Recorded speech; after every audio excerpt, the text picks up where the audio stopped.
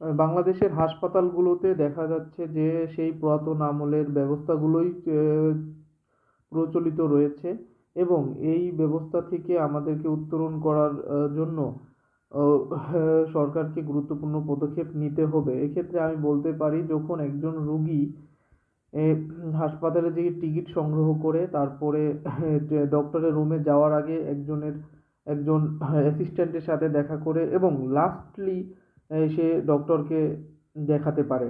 এক্ষেত্রে সে কিন্তু একটা ঝামেলাপূর্ণ অবস্থার শিকার হয়। উম, আমি মনে করি যে বাংলাদেশের ডক্টর সংকট আছে এবং হাসপাতালগুলো যত বেড তার চেয়ে বেশি সংখ্যক রুগী আসে এবং হাসপাতালের যে ডক্টরগুলো রয়েছে তারা অনেক সময় প্রেসক্রিপশনে যে ওষুধ লেখা হয় সেই ওষুধগুলো কিন্তু তারা সরবরাহও করে না। আমি মনে করি এক্ষেত্রে গুরুত্বপূর্ণ ভূমিকা পালন করা উচিত।